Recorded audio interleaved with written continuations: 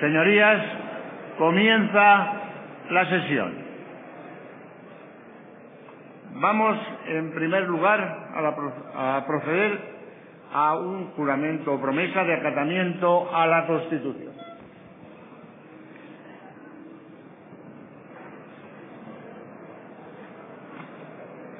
Conforme al artículo 21 tercero del reglamento, se procede al llamamiento del diputado don Sabino Cuadra Lasarte para prestar juramento o promesa de acatar la Constitución. ¿Juráis o prometéis acatar la Constitución? Por imperativo legal, sí prometo. Legeak aginduta. Silencio, por favor. Don Sabino Cuadra Lasarte ha adquirido la condición plena de diputado.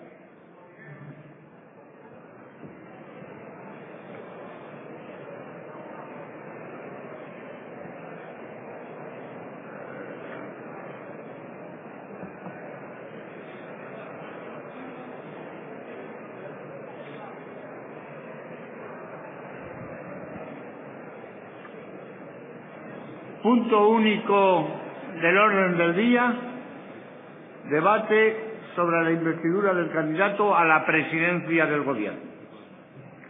Por el señor secretario primero de la Cámara, se procede a la lectura de la propuesta de candidato a la presidencia del Gobierno.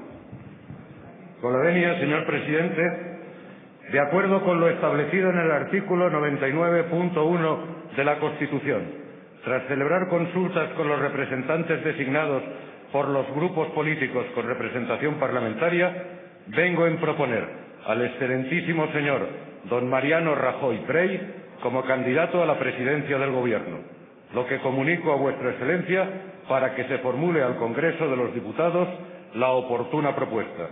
Palacio de la Zarzuela, 16 de diciembre de 2011. Juan Carlos Rey. El presidente del Congreso de los Diputados, Jesús María Posada Moreno.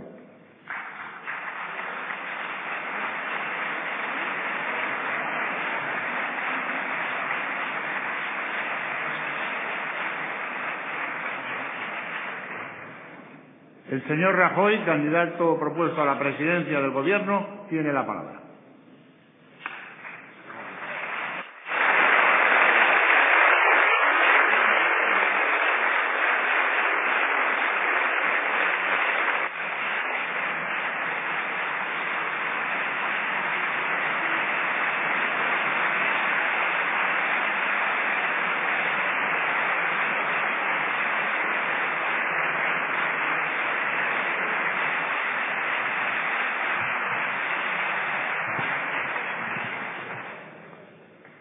Señor presidente, señoras y señores diputados, comparezco ante esta Cámara para solicitar la confianza de la misma en los términos que prevé el artículo 99 de nuestra Constitución. En el prólogo de esta intervención quiero, antes que nada, recordar a las víctimas del terrorismo. Siempre estaremos con ellas. Quiero también dejar testimonio de una sincera voluntad de diálogo y cooperación con las distintas fuerzas políticas que, por voluntad de los españoles, se encuentran aquí representadas. Deseo, asimismo, expresar mi respeto y consideración hacia quienes hasta hoy constituyen el Gobierno en funciones y, singularmente, hacia su presidente, don José Luis Rodríguez Zapatero. Señorías, los resultados de las elecciones del pasado 20 de noviembre señalan con claridad una voluntad de cambio en la conducción del Gobierno de la nación que nos corresponde administrar de acuerdo con lo que en ellas propusimos a los españoles.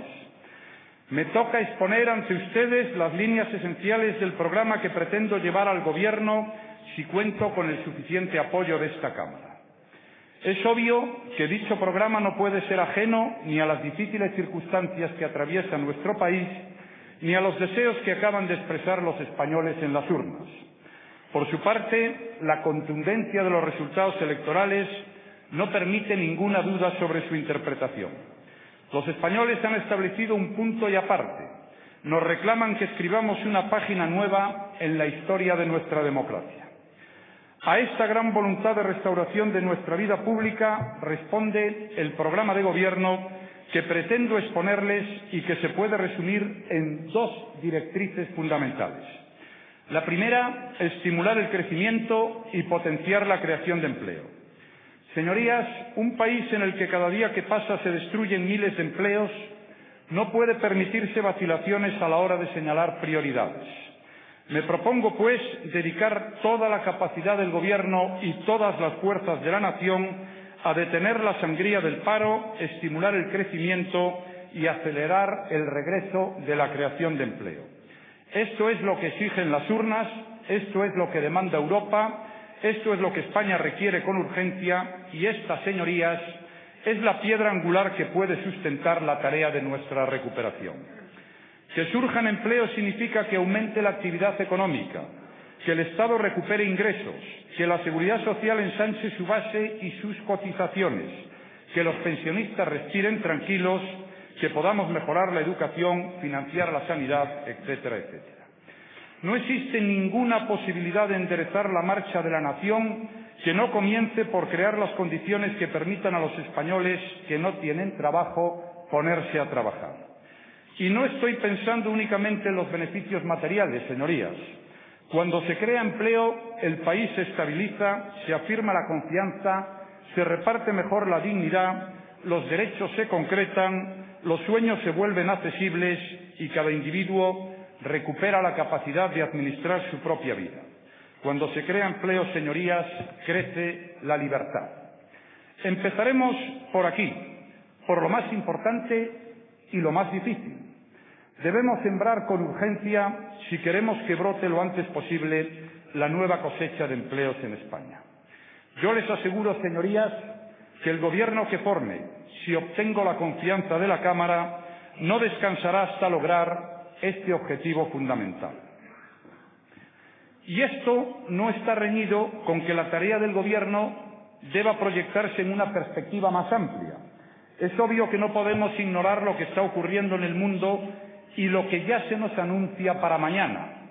Por esa razón, la segunda tarea a que me he referido antes consiste precisamente en asegurar la plaza que corresponderá a España y a los españoles en el mundo que surja de esta crisis y que no será ya el que hemos conocido hasta ahora. Importa mucho que España restaure su propia energía. Importa mucho que nos veamos y que nos miren como una sociedad dinámica y como una economía solvente. Porque España no está sola en el mundo, dependemos de los demás. Y ese mundo está cambiando delante de nuestros ojos. A la salida de la crisis no habitaremos el mismo planeta que hemos conocido. Habrán cambiado las reglas, habrán cambiado las condiciones de vida, habrá cambiado el peso relativo de los países y su cotización internacional. Habrá cambiado hasta la manera de participar en el proyecto europeo. Tenemos que resolver qué lugar queremos que España ocupe en el mundo. Tenemos que resolver cómo insertarnos con ventaja en un escenario global, más poblado, más competitivo y más exigente. Lo que propongo, señorías, es que España aproveche la presente oportunidad. Hemos de hacer reformas, sí, grandes reformas, pero debemos hacerlas pensando en algo más que reducir el déficit, crear empleo, corregir nuestro modelo educativo o asegurar nuestra atención sanitaria.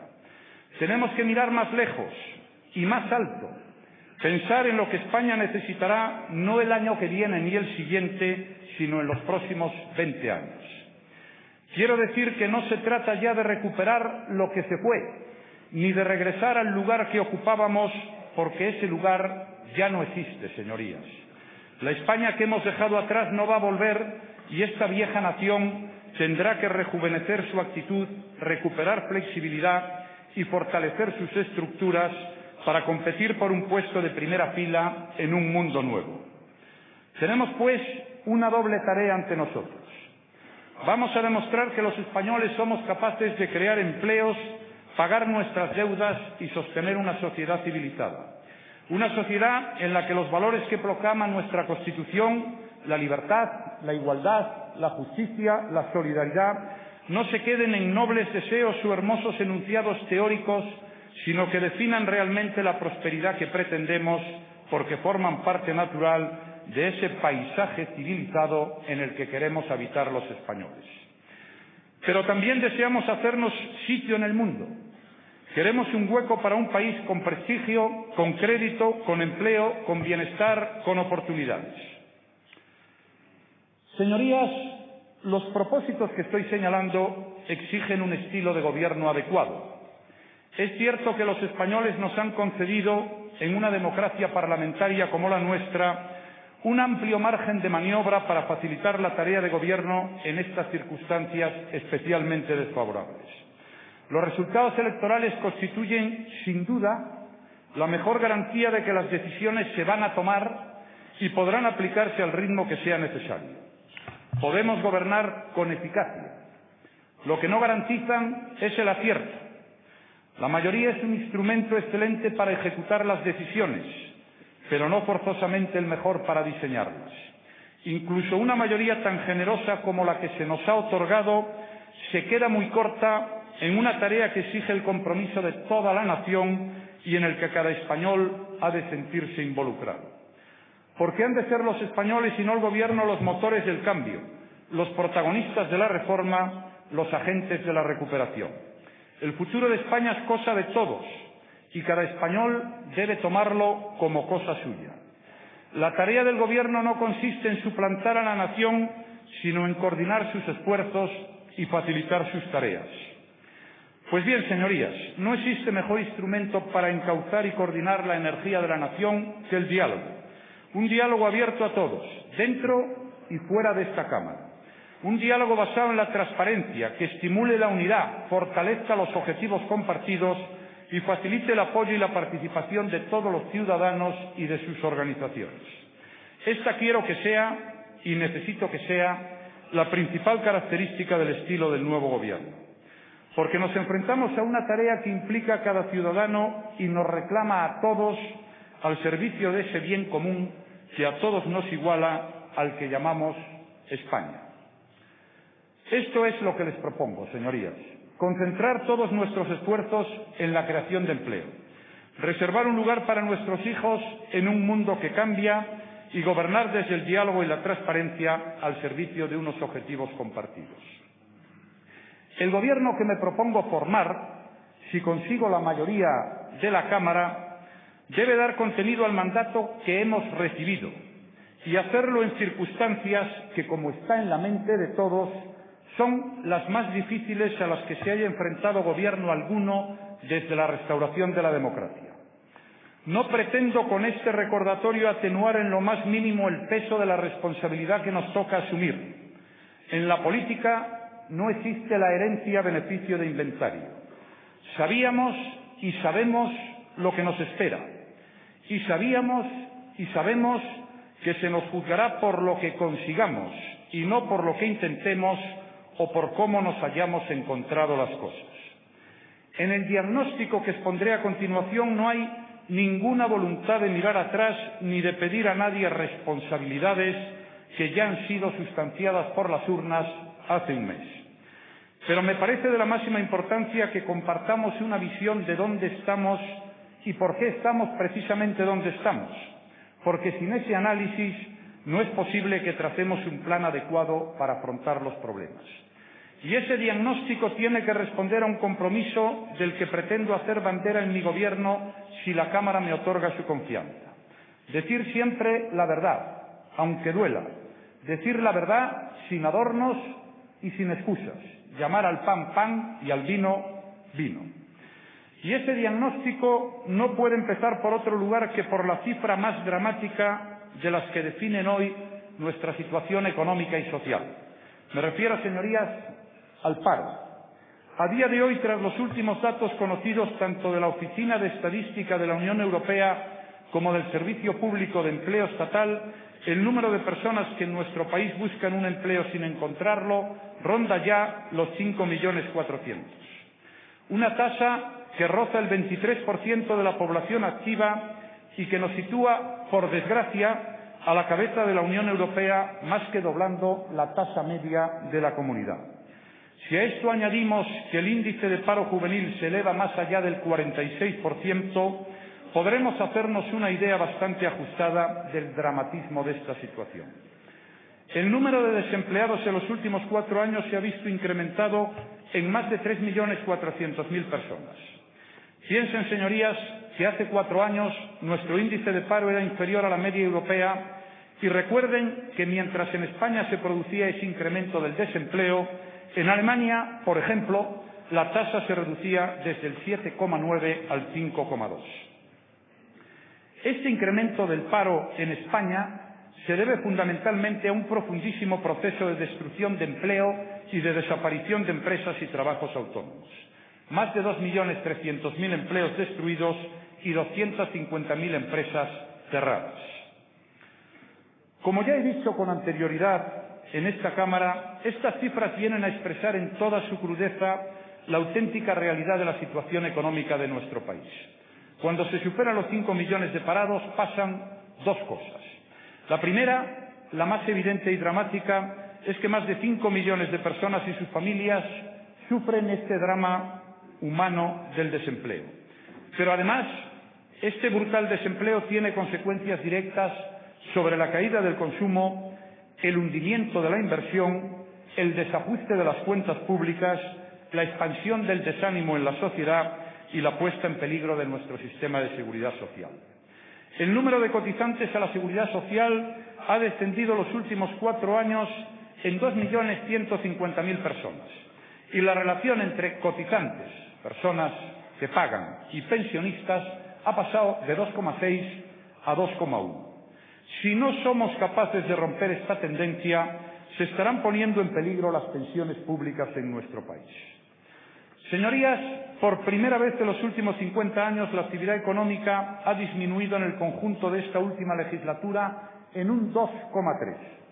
Dicho de otra manera, la producción del año que está a punto de terminar será menor en términos reales a la del año 2007. Como en este periodo la población en España ha aumentado en 2 millones de personas, resulta evidente que nuestra renta per cápita ha caído en una mayor proporción. Hoy nuestra actividad económica crece por debajo de la mitad de lo que hace la Unión Europea. Esto quiere decir que, por desgracia, nos estamos alejando del objetivo que siempre hemos perseguido, alcanzar los niveles de bienestar y riqueza de los países más avanzados de Europa. De hecho, hemos retrocedido hasta los niveles del año 2002. El pasado trimestre la economía no creció. En el que hoy estamos, todas las previsiones apuntan al decrecimiento y las expectativas sobre los 2 próximos trimestres no son nada halagüeñas. El panorama, señorías, no puede ser más sombrío. Pues bien, a pesar de la atonía de nuestro crecimiento económico y la constante caída de nuestras inversiones, este año hemos necesitado apelar al ahorro proveniente del exterior en una cifra que superará los 37.000 millones de euros para compensar el déficit de nuestra balanza de pagos. Bien es verdad que si no fuera por el déficit del sector público, España tendría hoy un amplio superávit frente al exterior, porque al contrario de las administraciones públicas que mantienen un fuerte déficit en sus cuentas, familias y empresas ya están en superávit frente al exterior. El desequilibrio entre ingresos y gastos del conjunto de las administraciones públicas se saldará este año, según las previsiones de la vicepresidenta Salgado, con más de 65.000 millones de euros de déficit, un 6% de nuestro Producto Interior Bruto. Esta cifra, ojalá que no, puede verse superada. Lo sabremos en su momento. Pues bien, señorías, con los actuales compromisos del Gobierno de España con la Unión Europea, que yo asumo, y si se cumplen las previsiones del Gobierno, para el año próximo tendremos que reducir en 16.500 millones de euros el desfase entre ingresos y gastos para el conjunto de las administraciones públicas. Ese es el objetivo, ese es nuestro compromiso y a él nos vamos a tener. 16.500 millones de reducción de déficit en el año 2012. Por otra parte, el consecutivo déficit público de estos últimos 4 años elevará a final de este año el porcentaje de la deuda pública sobre PIB hasta superar el 69%, desde una confortable cifra del 37% en 2007. No hace falta, señorías, que les señale los enormes problemas que representa esta cifra en las actuales circunstancias financieras internacionales. Piensen que, dejando a un lado la partida de la seguridad social, el servicio de la deuda pública es el segundo capítulo de gastos, tras las prestaciones de desempleo de los presupuestos generales del Estado. Define bastante bien nuestra situación el hecho de que las principales partidas de gasto en nuestros presupuestos sean las dedicadas al desempleo y al pago de los intereses de nuestra deuda pública. Les recuerdo también que se mantiene la tonía del consumo de las familias, 0,1 de crecimiento este año. La inversión ha vuelto a caer en 2011, menos 4,4. Pervive un altísimo stock de viviendas sin vender, en torno a 750.000, y se restringe cada vez más la financiación del sector privado, verdadero nudo gordiano para el crecimiento económico. Con este panorama no es extraño que tanto el índice de confianza del consumidor como la percepción que los españoles tienen sobre la situación económica del país, medidas por el Centro de Investigaciones Sociológicas, presenten unos niveles tan alarmantes. Sin confianza, sin expectativas, sin financiación, las inversiones caen, el consumo también, se destruyen puestos de trabajo, se desploman los ingresos públicos y se cierra un círculo infernal del que es necesario salir cuanto antes. Señoras y señores diputados, la grave situación que acabo de describir no es un ejercicio de masoquismo. Afrontamos enormes dificultades, nos esperan esfuerzos muy exigentes, pero también tenemos enormes fortalezas y debemos ser conscientes de ellas, porque en esas fortalezas encontraremos los pilares que cimentarán nuestra recuperación. Señorías, España es el cuarto país del área euro y el quinto de la Unión Europea, y estamos dentro de la docena de países con mayor peso económico del mundo. En el último medio siglo, solo ha habido 3 países en el planeta que hayan superado en crecimiento económico per cápita a España. Y mientras que hace 60 años los españoles teníamos el 17% de la renta de los norteamericanos, el pasado año estábamos en el 75%. Por otra parte, por muchas que sean las vicisitudes por las que hoy pasa el euro, tenemos una moneda de primera. Las inversiones españolas directas en el exterior representan el 46% de nuestro PIB, con empresas líderes en sectores tan importantes como concesiones de obra pública, el sector financiero y las telecomunicaciones. Y sobre todo, señorías, no hace tanto tiempo fuimos capaces de demostrar nuestra capacidad de afrontar retos que a casi todos, dentro y fuera de España, les parecían imposibles de superar. Me refiero a nuestra incorporación al grupo de países que hicieron nacer el euro en 1998, cuando en 1996 no cumplíamos ninguno de los requisitos establecidos en el Tratado de Maastricht. Este país no habría alcanzado esas metas si la sociedad española no hubiese demostrado un alto grado de madurez al que tendremos que volver a apelar. Se equivocan totalmente aquellos que piensan que España no será capaz de hacer las reformas que necesita para tener éxito en la Europa del euro. Insisto, se equivocan totalmente, porque no comprenden lo que los españoles en momentos de dificultad siempre hemos sabido hacer: unir nuestras fuerzas, superar las dificultades y actuar con realismo y mirando al futuro. En definitiva, hacer bien lo que había que hacer en cada momento.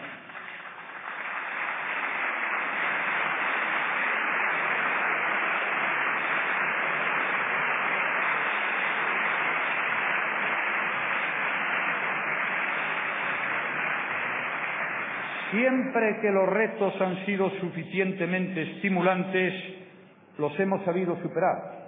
Y siempre que las metas han sido suficientemente claras, las hemos conseguido alcanzar.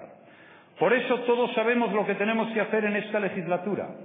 Nadie duda de ello, ni dentro ni fuera de España. Lo que tenemos que hacer para volver a ser una economía estable, con un crecimiento fuerte y sostenido, con capacidad de creación de empleo y garantía de su estado de bienestar. España debe ser parte de la solución del problema de la zona euro, para hacer de ella el marco de crecimiento y creación de empleo de la economía española. Este momento es una oportunidad histórica para volver a la senda que tanto éxito nos ha dado en el pasado. Cada vez que España ha tenido una economía estable, con apertura al exterior y liberalización y competencia en el interior, hemos mejorado nuestros niveles de vida. Señorías, tras este diagnóstico, paso ahora a exponer las políticas que nos proponemos llevar a cabo en esta legislatura. El Gobierno acometerá con urgencia 3 ámbitos de reforma para garantizar el encaje de España en la Unión Monetaria, disipar por completo las dudas y animar a la inversión, la creación de empresas y la generación de oportunidades de empleo para los ciudadanos. El primero es la estabilidad presupuestaria. Siempre ha sido bueno para nuestra economía tener las cuentas públicas en orden. Nunca han partido los periodos de crecimiento y mejora del bienestar de nuestra sociedad de los déficits, del exceso de deuda pública o de las facturas en los cajones. Todo lo contrario, la disciplina presupuestaria ha marcado siempre los inicios de momentos de expansión económica y progreso social. En este campo no partimos de cero.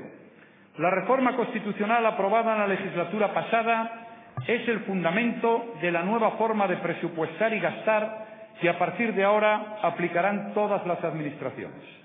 Nos hemos adelantado al resto de los países europeos. El último Consejo Europeo ha establecido la obligación de hacer lo que en España ya hemos hecho hace 4 meses. Ahora debemos ir más allá. Por eso la primera ley que aprobaremos, la primera piedra de nuestro proyecto reformista, será la Ley de Estabilidad Presupuestaria. En segundo lugar, es necesario culminar de forma efectiva el proceso de saneamiento del sector financiero. Mientras que el resto de los países han emprendido hace años esquemas de saneamiento de los activos tóxicos y adecuación de la valoración de los activos bancarios, en España todavía pesan serias incertidumbres sobre los balances y el acceso a la financiación internacional de nuestras entidades, como todos ustedes saben, es extremadamente difícil. Ello ha llevado a una escasez de crédito mayor en nuestro país que en la mayoría de los países de nuestro entorno. Y no será posible la recuperación de niveles adecuados de crédito y liquidez para las empresas y familias españolas sin el saneamiento y posterior reestructuración de nuestro sistema financiero. El tercer ámbito de nuestro proyecto es el de las reformas estructurales. Nuestra economía ha de ser más flexible y más competitiva. Si con el tiempo nuestros productos y servicios se hacen más caros que los de los competidores, perderemos cuotas de mercado dentro y fuera de España. Y menos ventas significan menos inversiones y menos puestos de trabajo. Tenemos que moderar los costes y los precios. Y no nos podemos permitir una inflación más alta que la de nuestros socios europeos y menos aún con las inaceptables tasas de paro que arrastra nuestro país.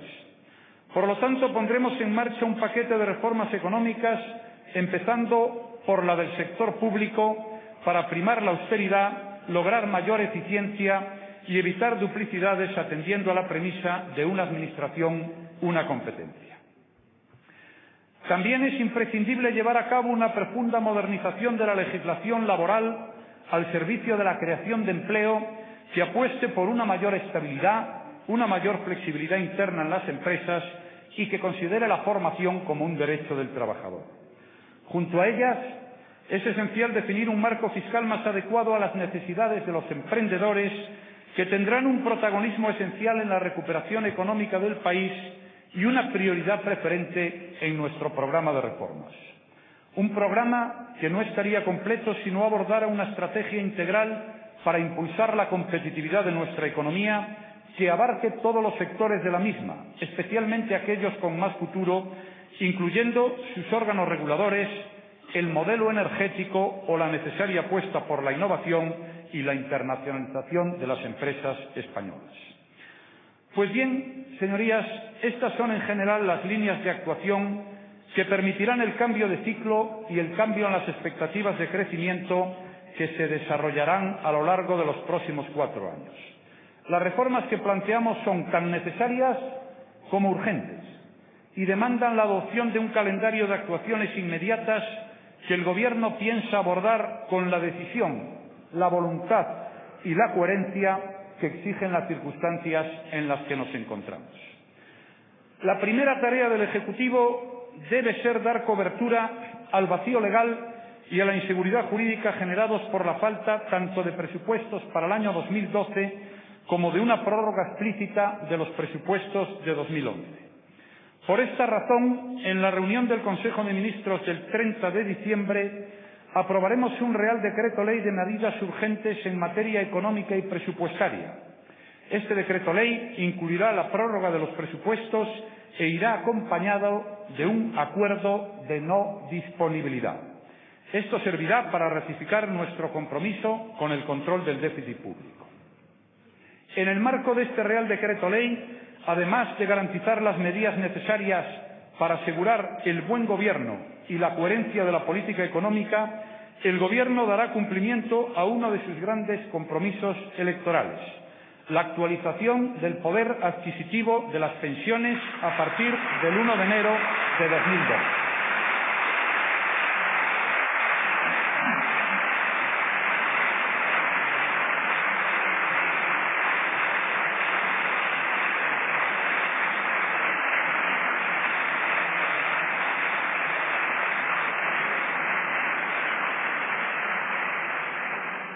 Este sería, señorías, el único compromiso que me van a escuchar en el día de hoy. El único compromiso de aumento de gasto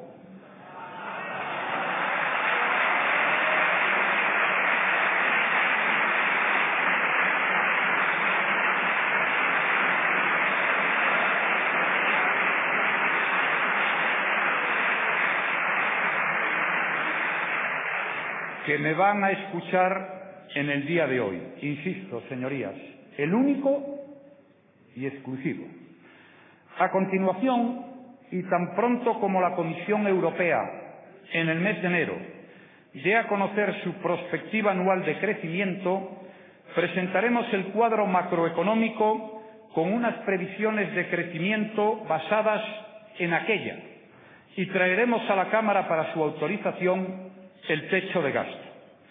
Sobre estas bases actualizaremos el programa de estabilidad del Reino de España, marco esencial de nuestro compromiso. A partir de este momento y con los datos definitivos del déficit público de este año y a la vista de la evolución de la economía, presentaremos en esta Cámara los presupuestos generales del Estado para 2012 antes del 31 de marzo. No renunciamos a hacer del presupuesto un instrumento fundamental de la política económica. Por eso nos proponemos hacer un análisis pormenorizado de todas y cada una de las partidas para garantizar que no se gasta ni un euro de más. Como acabo de decir, la única partida de gastos que se va a ver modificada al alza es la de las pensiones. Todas las demás partidas pueden ser revisadas. Y por esa misma razón no podemos descartar tampoco la necesidad de adoptar en el futuro nuevas medidas en el ámbito presupuestario. Quiero decirles también, señorías, que tanto el decreto ley como los presupuestos entroncan con el mismo espíritu de lo que será la primera gran ley de política económica del Gobierno, la Ley de Estabilidad Presupuestaria, que desarrollará la reforma constitucional en la que se incorporarán límites de gasto y endeudamiento vinculantes para todas las administraciones públicas. En esta ley, el Gobierno asumirá todos los compromisos de España con la Unión Europea. A partir de este compromiso y en atención a las bases del consenso que hizo posible la reforma constitucional, el Gobierno presentará esta ley en el próximo mes de enero, porque queremos hacer de esta norma la guía de la elaboración de los presupuestos generales del Estado para 2012 y porque entendemos que es tan necesaria como urgente. Si fuimos capaces de entender esa necesidad y esa urgencia a la hora de abordar la reforma constitucional, con mayor razón debemos hacerlo ahora que pretendemos darle efectividad. Con estas premisas y en atención a los principios básicos pactados con el Partido Socialista, la ley recogerá, entre otros, los siguientes aspectos. Se establecerán los criterios para la reducción progresiva del nivel de deuda hasta el 60% en 2020. Para lograr ese objetivo es obligado tomar medidas desde el presupuesto de 2012. Se fijará en un 0,4 el déficit estructural global máximo del conjunto de las administraciones públicas a partir de 2020. Se regulará la distribución de los límites de déficit y deuda entre las distintas administraciones públicas, así como la responsabilidad de cada administración pública en caso de incumplimiento de los objetivos de estabilidad presupuestaria.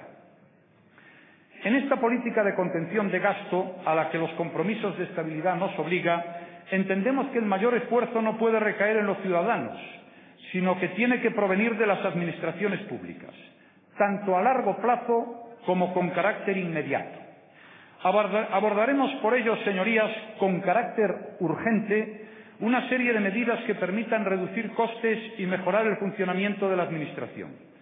Todo ello sin perjuicio de abordar en el curso de la legislatura una profunda reforma administrativa, a la que luego me referiré, que permite eliminar ineficiencias, solapamientos y duplicidades entre administraciones públicas. Las medidas más urgentes que pondremos en marcha, sin perjuicio de lo que acabo de decir, son las siguientes. Redimensionamiento del sector público y del personal a su servicio. Inicialmente, en el ámbito de la oferta pública de empleo, se llevará a cero la tasa de reposición del personal del sector público, excepto en el ámbito de fuerzas y cuerpos de seguridad del Estado y servicios públicos básicos. Reestructuración y supresión de organismos autónomos, agencias y otras entidades públicas. El Gobierno va a abrir un proceso de simplificación del sector público empresarial y fundacional del Estado con el objetivo de reducir sensiblemente este tipo de entidades. Reducción de los gastos de funcionamiento de la Administración mediante el recorte de los gastos corrientes de la Administración General del Estado, la gestión integral del patrimonio inmobiliario y de los alquileres, del recurso a centrales de compras, incluso entre administraciones de diferente ámbito para conseguir mejores precios, y la racionalización de los medios personales y materiales a disposición de la Administración. Paso ahora a un tema esencial como es el de la reestructuración del sistema financiero. Uno de los principales riesgos que se perciben de la economía española es la deuda privada que se canaliza a través del sistema bancario. El objetivo de la reestructuración del sistema financiero es que resulten entidades rentables, fiables y solventes.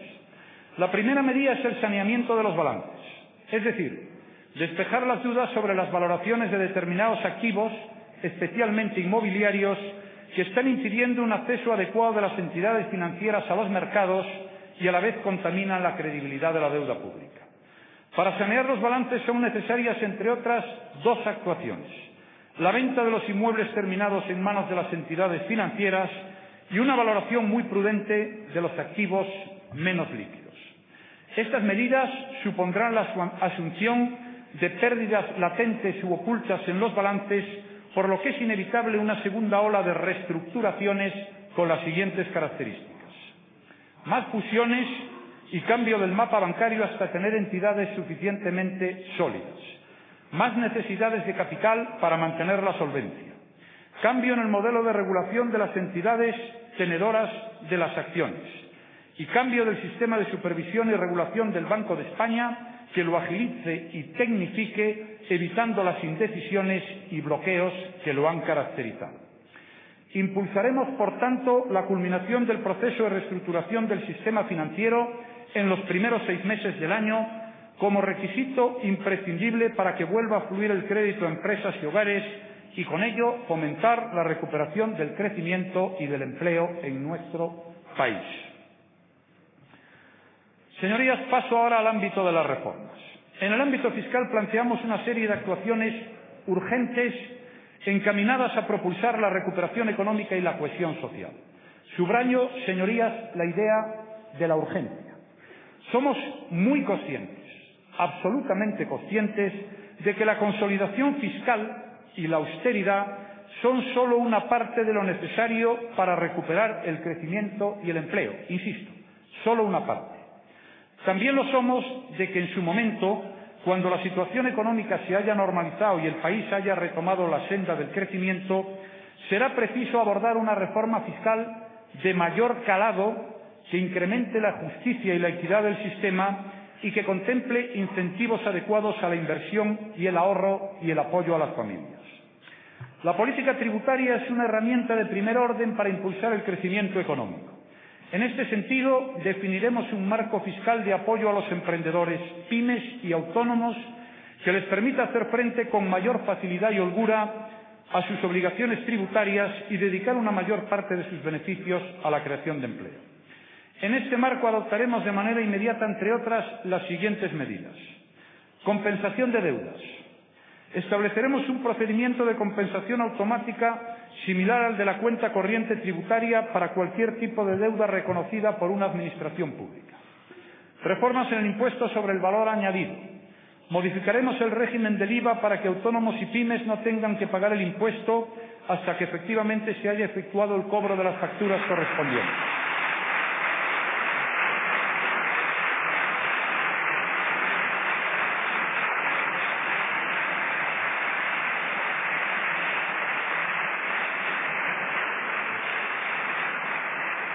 Igualmente, se mantendrá el tipo superreducido en la adquisición de vivienda, pero únicamente si se trata de la vivienda habitual y con un límite en el precio de su adquisición.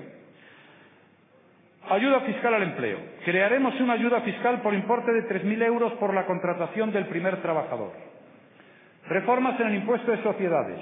Eliminaremos las limitaciones existentes en la actualidad para la aplicación en el impuesto sobre sociedades del tipo impositivo del 20% a las empresas con cifra de negocios inferior a 5 millones de euros. Ampliaremos hasta los 12 millones de euros la cifra de negocios que permite acogerse al régimen especial previsto para las empresas de reducida dimensión y aumentaremos a la vez hasta los 500.000 euros el límite de base imponible al que se aplica el tipo reducido del 25%. Fijaremos una exención por modernización de los activos fijos de las empresas. Las empresas no tributarán por las plusvalías que obtengan en la venta de sus activos fijos cuando la reinviertan, para fomentar así que el capital invertido se reutilice en la modernización de la propia actividad empresarial. Modificaremos la fiscalidad de los beneficios no distribuidos, de manera que aquellos dedicados a la adquisición de nuevos activos tributen 10 puntos menos que los destinados a ser distribuidos a los accionistas. En IRPF, insisto, en esta primera fase, mejoraremos la tributación de las prestaciones de los planes de pensiones y recuperaremos la deducción en el impuesto por inversión en vivienda habitual.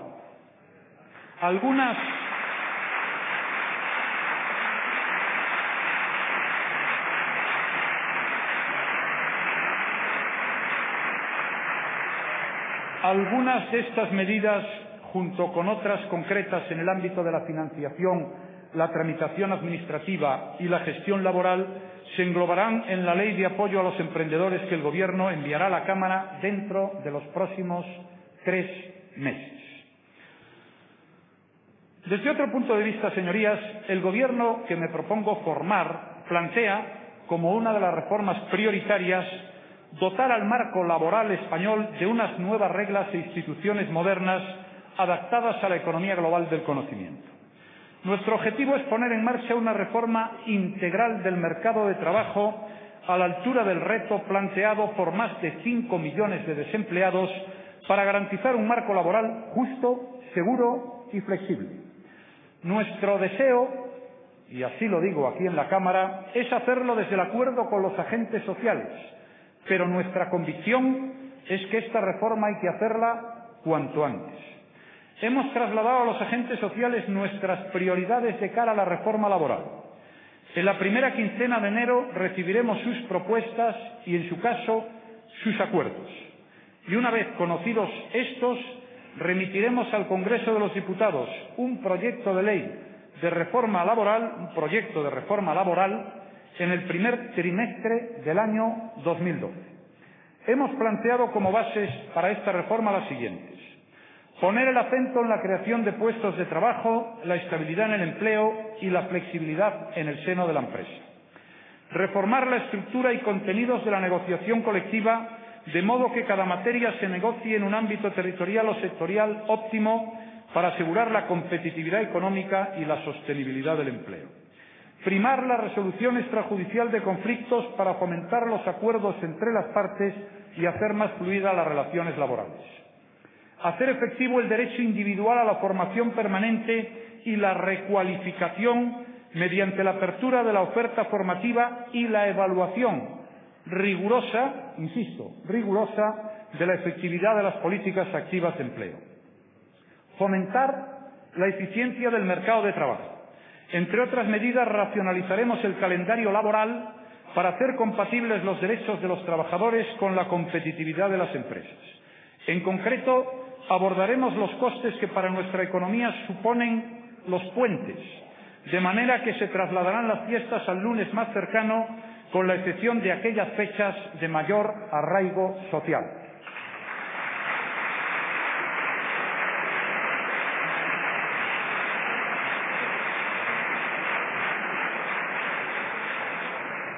En orden a garantizar los derechos de los trabajadores, reforzaremos los mecanismos de control y prevención para evitar los comportamientos abusivos que supongan un trato discriminatorio contra los trabajadores o un absentismo laboral injustificado. Impulsaremos medidas de conciliación de la vida laboral personal y familiar, incluyendo el desarrollo del teletrabajo.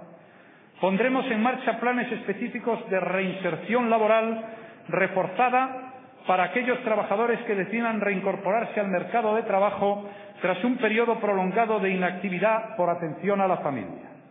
Elaboraremos, por último, un plan especial a favor de la igualdad de hombres y mujeres en el ámbito laboral a fin de luchar contra la discriminación salarial entre sexos.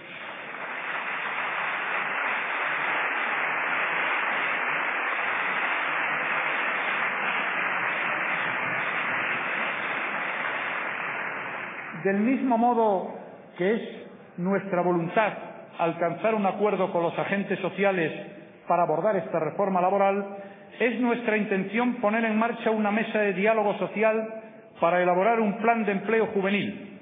Este plan incorporará tanto incentivos concretos a la inserción laboral de nuestros jóvenes como una reforma del sistema de formación profesional, de nuevas fórmulas que fomenten la empleabilidad de la juventud española, que, recuerden, señorías, arrastra la mayor tasa de paro de toda la Unión Europea. Entre estas medidas incluiremos incentivos concretos a la contratación de jóvenes, mejorando las bonificaciones. De esta forma, garantizaremos una bonificación del 100% a las cotizaciones de la Seguridad Social durante el primer año en el caso de la contratación de menores de 30 años que accedan a su primer empleo.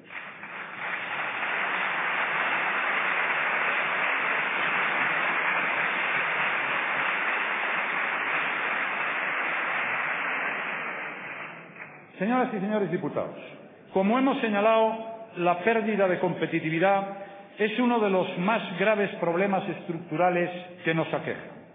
Por ello, pondremos en marcha un conjunto de reformas para mejorar la competitividad del país e impulsar la generación de valor añadido. Este es el sentido desde el que planteamos una profunda reforma de las administraciones públicas, tal y como hemos avanzado en el ámbito del control del déficit, para que respondan con solvencia a las necesidades de los ciudadanos, al tiempo que aseguren que la gestión de los recursos sea más austera y eficiente. Hace unos momentos anticipé lo que serán algunos componentes de una reforma en el seno de la Administración General del Estado y que abordaremos en los próximos presupuestos. La necesidad de redimensionar el sector público y rebajar sus costes de funcionamiento. Pero esta reforma no se puede limitar a la Administración central. Vamos a negociar con el resto de las administraciones públicas un pacto por la austeridad y la eficiencia para extender a su conjunto estas medidas de control del déficit que en algunos casos ya se han empezado a aplicar. Es mi intención, además, traer a la Cámara un abanico de normas que incidan en el ámbito de la austeridad y la buena gestión de las cuentas públicas. Entre ellas quiero destacar el refuerzo por ley de los controles previos y de las responsabilidades de los gestores públicos para garantizar que nunca asumirán compromisos de gasto sin respaldo presupuestario.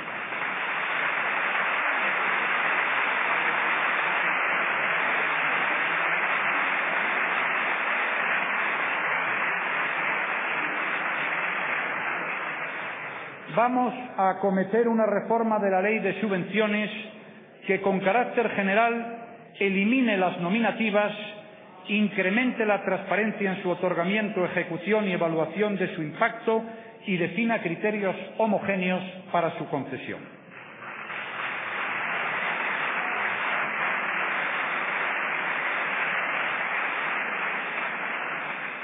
Presentaremos en el primer trimestre de 2012 una ley de transparencia, buen gobierno y acceso a la información pública como un derecho de los ciudadanos y un principio básico de la actuación de las administraciones.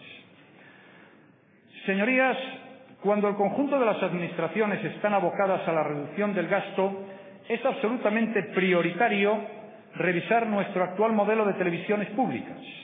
Por ello, les anuncio que con carácter inmediato traeremos a esta Cámara la reforma legal necesaria para permitir nuevos modelos de gestión.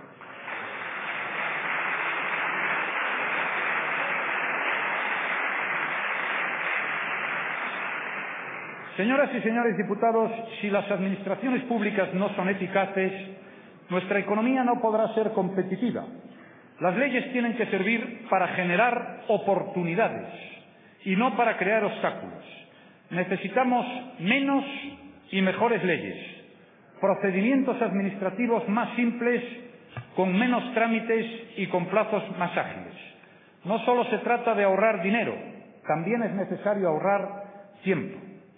Por ello, en coordinación con las comunidades autónomas, me propongo impulsar un sistema de reconocimiento mutuo de autorizaciones y licencias que elimine obstáculos a la libre circulación de bienes y servicios por todo el territorio nacional, así como un mecanismo rápido de resolución de conflictos en este ámbito.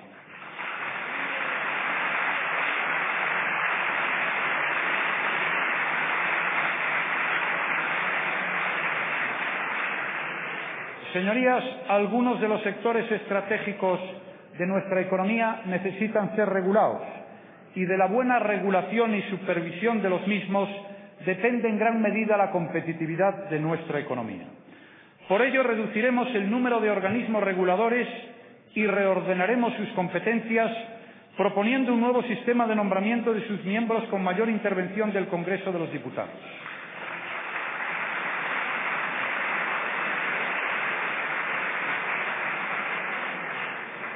Para ello, el Gobierno, en el primer trimestre del año 2012, remitirá a la Cámara una ley para el refuerzo de la independencia de estos organismos y mejora de la regulación de la actividad económica. Señoras y señores diputados, les decía antes que con lo urgente tendremos que compaginar lo necesario. Para que la economía española gane competitividad frente al exterior, una de las piezas claves es la capacitación y cualificación del mejor de los recursos que tenemos en nuestro país para crear riqueza, nuestro capital humano. Pero la educación es mucho más. Es el fundamento esencial para la libertad, para la igualdad de oportunidades, la cohesión social y la convivencia democrática. La España del futuro dependerá de nuestro sistema educativo. No podemos permitirnos el lujo de replantear el modelo de nuestra educación al compás de cada cambio de gobierno. Por lo tanto, buscaremos el más amplio consenso para abordar los cambios que requiere la situación actual. Una tasa de abandono escolar inaceptable, alrededor del 30%, y unos resultados muy mediocres en las pruebas internacionales de conocimiento, como el informe PISA. España, que en otros ámbitos alcanza notables éxitos internacionales, no cuenta con ninguna de sus universidades entre las 150 mejores del mundo. Tenemos cosas que cambiar. Es preciso desarrollar en los alumnos los valores del esfuerzo, el gusto por aprender, el espíritu emprendedor, la exigencia y la responsabilidad personales.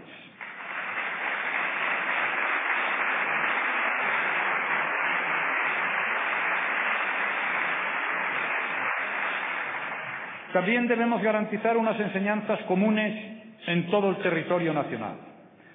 Tenemos que mejorar la educación obligatoria y gratuita hasta los 16 años para reducir el abandono educativo temprano y elevar la formación de los alumnos.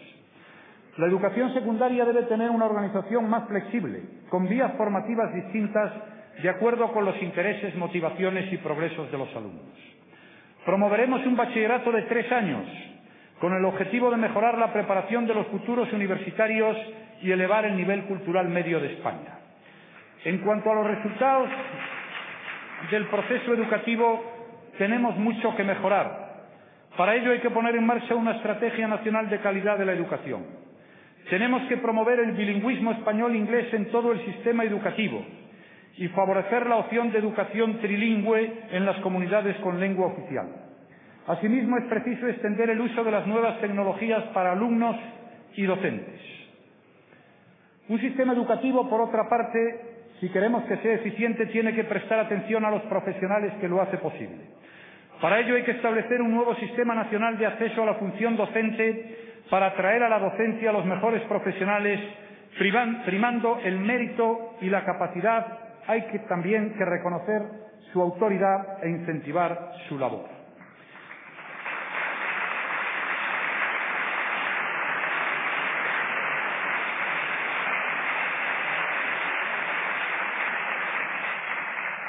Una política ambiciosa de competitividad exige también una reforma de nuestras universidades. Tenemos que apostar por la innovación, la excelencia y la internacionalización de nuestro sistema universitario. Señorías, otra reforma estructural imprescindible es la de nuestro sistema energético. La política energética debe buscar un equilibrio adecuado entre sus objetivos: competitividad, seguridad del suministro y efectos medioambientales.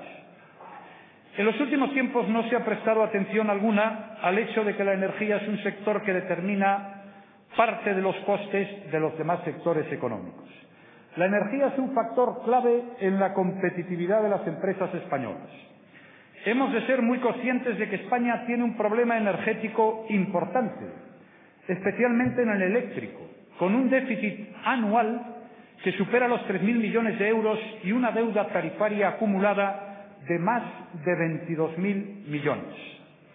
Las tarifas eléctricas para consumidores domésticos son las terceras más caras de Europa y las quintas más elevadas para consumidores industriales. La solución a este problema, uno de los más complejos que hereda el próximo Gobierno, no puede ser simplista.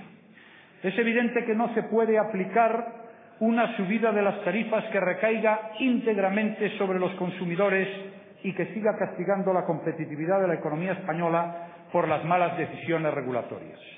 Más aún cuando el objetivo final es la liberalización del sector, algo que no es posible acometer sin la solución definitiva del déficit tarifario.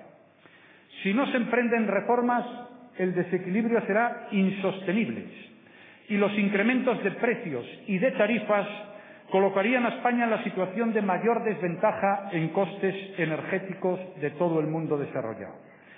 Tendremos, pues, que aplicar una política basada en frenar y reducir los costes medios del sistema, en la que se tomen las decisiones sin demagogia, utilizando todas las tecnologías disponibles, sin excepciones, y se regule teniendo como objetivo primordial la competitividad de nuestra economía.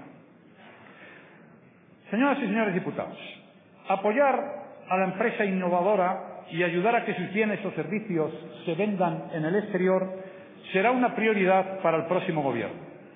Como ya he señalado antes, España está mucho más internacionalizada de lo que lo estaba antes de nuestra entrada en el euro.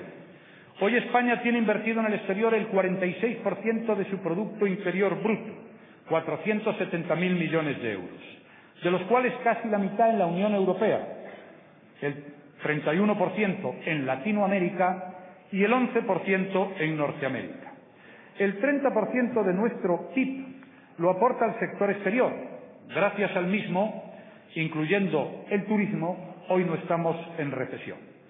El proceso de internacionalización no solo ha impulsado a nuestras grandes empresas, también se están incorporando a él las pequeñas y medianas, y para el apoyo a estas últimas es para lo que son más útiles las políticas públicas.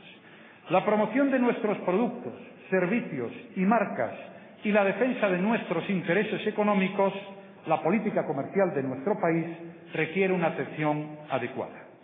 Los instrumentos de apoyo a la innovación y a la internacionalización de las empresas españolas ya llevan muchos años sin renovarse, y en un momento como el actual de escasez de recursos públicos tenemos que sacar el máximo rendimiento de cada euro. La empresa que innova es la misma empresa que exporta, y por eso también debe ser la misma la política que la apoya.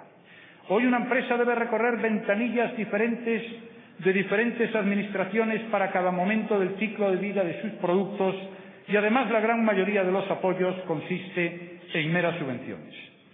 Es necesario integrar los instrumentos fiscales de apoyo tecnológico y de internacionalización en una única política, con instrumentos más basados en compartir riesgos y beneficios tales como garantías, préstamos participativos, participación en capital, préstamos financieros, etcétera, con más dedicación a los sectores más maduros, generalmente con más contenido tecnológico, y buscando potenciar los nuevos mercados de la economía española como Asia, Oriente Medio y Latinoamérica. Quiero señalar también, señorías, que el turismo es nuestra principal industria exportadora, y por ello presentaremos un plan integral de turismo que valore el sector como prioritario, mejore su fiscalidad y desarrolle políticas transversales entre todos los ministerios implicados en el sector. Potenciaremos la imagen de España como destino turístico de calidad, modernizando y mejorando la red de oficinas de turismo de España en el exterior. Señorías, otra de las reformas necesarias es la que concierne a la Administración de Justicia. La justicia es el poder que garantiza la protección de los derechos de los ciudadanos, pero también es un factor esencial de competitividad y de confianza en las instituciones. De acuerdo con el informe global de competitividad del World Economic Forum, España ocupa el puesto 63 entre 142 países en eficiencia del marco jurídico en la solución de controversias. Lisa y llanamente, esto no puede seguir así. La Administración de Justicia debe ser un servicio público moderno y de calidad. Debemos promover un uso eficiente y coordinado de las nuevas tecnologías, compatibilizando, este es un dato verdaderamente notable, los 8 sistemas informáticos actuales que son incompatibles entre sí. Y debemos abordar los cambios en el modelo de la oficina judicial que aseguren la unidad de gestión en todos los órganos jurisdiccionales.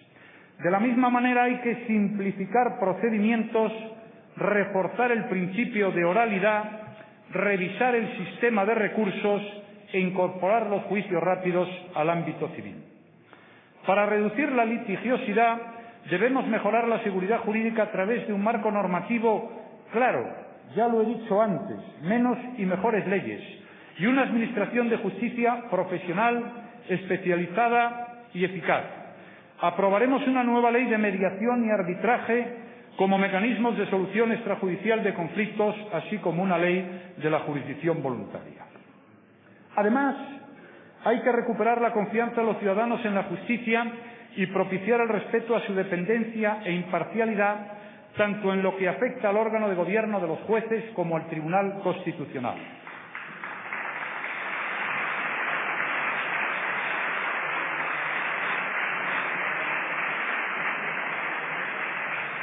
Las reformas que vamos a acometer persiguen tanto agilizar y mejorar su funcionamiento como reformar el recurso de amparo y el recurso previo de inconstitucionalidad, así como dar mayores garantías de independencia en los nombramientos de sus miembros. Les anuncio que me propongo abordar de manera inmediata, en diálogo con la oposición, el proceso de renovación pendiente en el Tribunal Constitucional, al mismo tiempo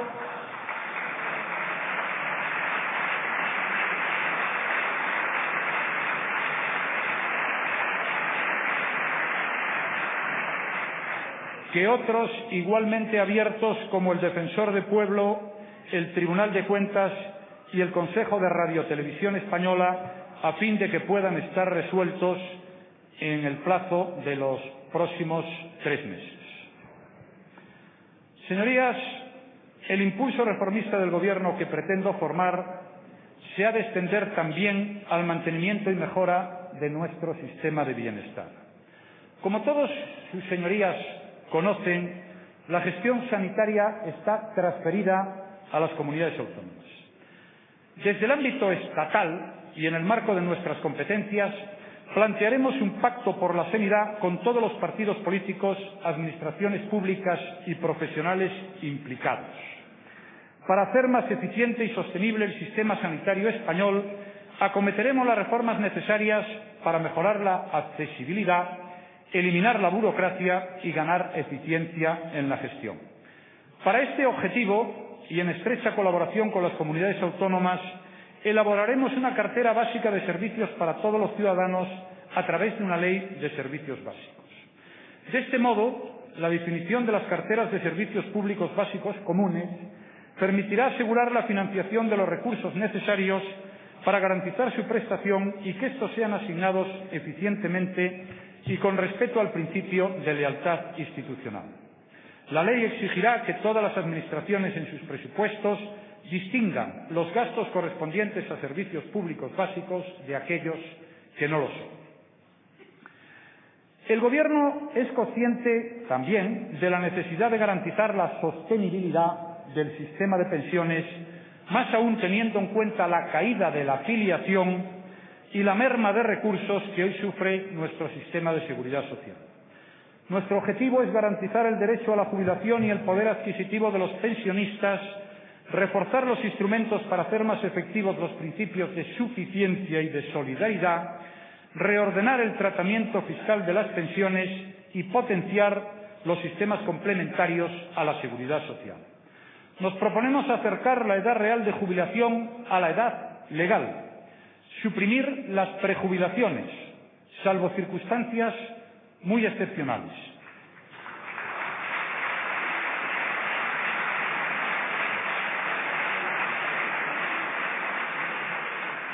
Y también nos proponemos poner freno a la práctica abusiva que supone hacer de la prestación por desempleo en los últimos años de la vida laboral un mecanismo de prejubilación encubierta.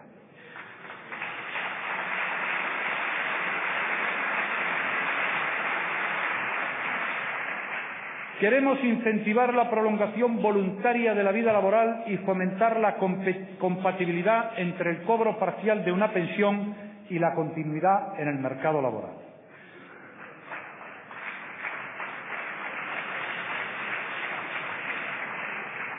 Promoveremos, por último, que la pensión sea más proporcional a las cotizaciones efectivamente realizadas a lo largo de la vida laboral.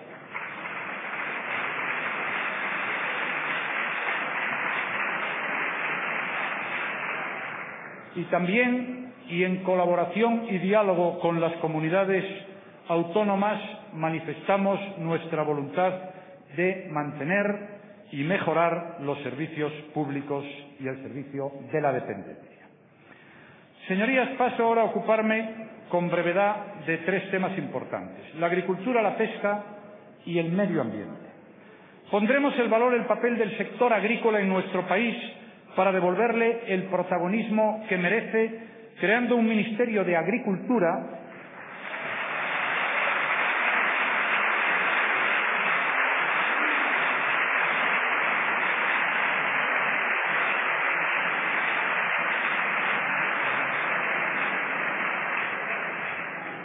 que tenga como uno de sus principales objetivos la elaboración de una estrategia nacional para la defensa de los intereses españoles en la Unión Europea. Por lo que se refiere a la pesca, actualizaremos la normativa para adaptarla a la nueva política pesquera común y a sus criterios de gestión y ordenación, de forma que resuelva de manera eficaz, rigurosa y permanente la regularización de la flota. Fomentaremos, le doy importancia a este asunto, la internacionalización del sector agroalimentario español, un sector exportador y un sector muy importante en nuestro Producto Interior Bruto, y lo haremos mediante la promoción de su industria y el apoyo a la implantación de nuestra gastronomía en el ámbito europeo e internacional. Señorías, España es uno de los países europeos con mayor patrimonio medioambiental. El cuidado y mejora del mismo no solo es imprescindible para la mejora de nuestro bienestar, sino que es básico para mantener y aumentar el innegable atractivo de nuestro país. No podemos desconocer que enfrentamos problemas importantes en este ámbito. Un ejemplo son los incendios forestales o las variaciones hidrológicas. La política medioambiental es mucho más que la defensa de una posición en las cumbres sobre cambio climático. La decepción de Durban es una mala noticia para todos. La política medioambiental debe, sobre todo, preservar nuestra diversidad, una de las más amplias de Europa, dar un tratamiento adecuado a los residuos y a la calidad del aire y las aguas. Y paso ahora, también con la brevedad que exige el respeto a sus señorías, referirme brevemente a la acción exterior del Estado. El Gobierno se compromete a garantizar el establecimiento de un diseño de política exterior basado en una visión de Estado y de servicio a los intereses de España. Por un lado, buscaremos la interlocución permanente del principal partido de la oposición y de los otros grupos para definir las coordenadas de la orientación estratégica de nuestra política exterior en los próximos años. Por otro, queremos hacer de la política exterior una de las bases fundamentales de la recuperación de la confianza que proyecta nuestro país. Pondremos en marcha una política activa en la Unión Europea, influyendo en sus decisiones, aportando soluciones y liderazgo y comprometiéndonos con un euro estable, base de crecimiento y de estabilidad económica e institucional. En este sentido, propugnaremos la estricta observancia del Pacto de Estabilidad y Crecimiento e impulsaremos activamente la gobernanza económica europea. Estableceremos líneas de política exterior claras y reconocibles que proporcionen credibilidad a España frente al exterior. Plantearemos de un modo integral una acción diplomática, económica y cultural en el exterior que sea el fiel reflejo de nuestra sociedad actual. No olvidaremos tampoco la necesidad de reforzar el vínculo iberoamericano y el papel de la lengua española como nexo de unión e instrumento económico de primer orden. En este sentido, creemos que el bicentenario de la Constitución de Cádiz es el mejor marco para estrechar estos lazos, trasladando al mismo tiempo el mensaje del valor de la cultura en español y la calidad de nuestra democracia.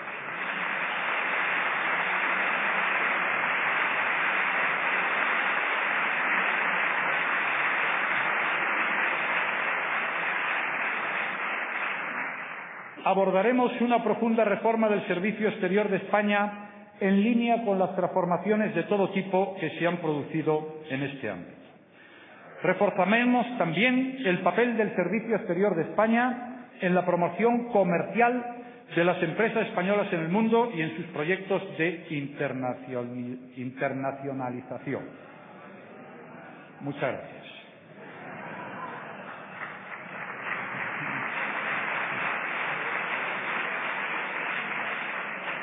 Permítanme, señorías, que antes de terminar manifieste mi reconocimiento y homenaje a las mujeres y hombres que integran nuestras Fuerzas Armadas.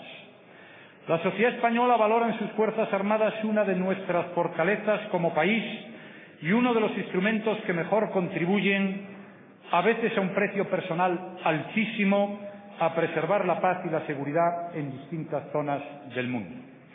En política de defensa siempre actuaremos a través del consenso, con el principal partido de la oposición. Con él definiremos en cada caso las líneas esenciales de la estrategia de defensa nacional y las eventuales actuaciones en el exterior.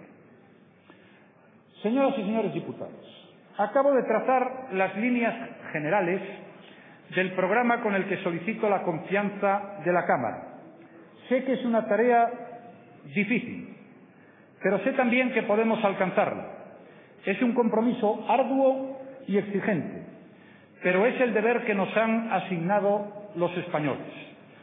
Desafía nuestra determinación, pero es un desafío que merece la pena sostener porque al final nos espera el orgullo de triunfar contra el paro, de labrar nuestro propio prestigio, de asegurar nuestro estado de bienestar y, por encima de todo, de allanar el camino a los que nos siguen. Confieso que, como cualquier español responsable, siento una especial inquietud por los jóvenes. Me preocupa que piensen, por primera vez en nuestra memoria, que la vida les trata peor que a sus padres. No estoy dispuesto a aceptar que haya en España una generación que pudiera perderse porque encuentra cerradas todas las puertas. No estoy dispuesto.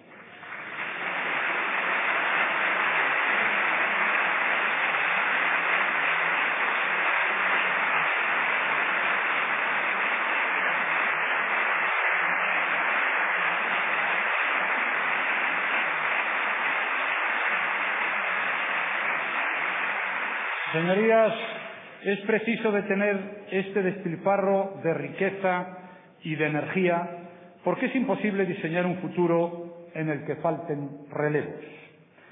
Quiero que seamos capaces de ofrecerles oportunidades nuevas, que defendamos el puesto que les corresponde en una sociedad justa, que conserven el derecho a soñar y a construir su propio futuro.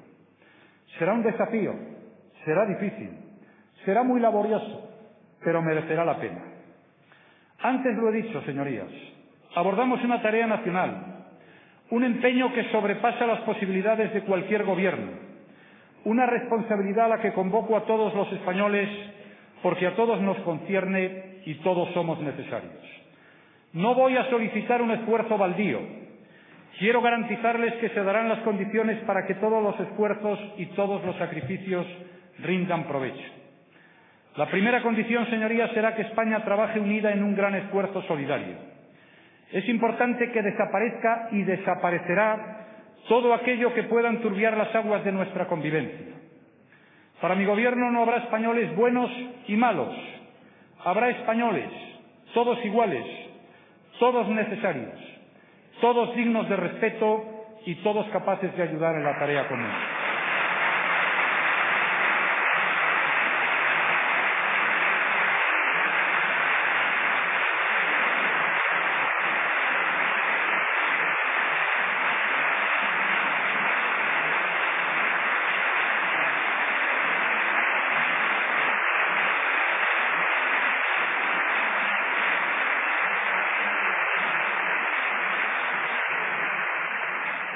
Nos va mucho en mantenernos unidos en un esfuerzo solidario y nada sostiene con más firmeza esa tarea que el diálogo, la justicia y la verdad.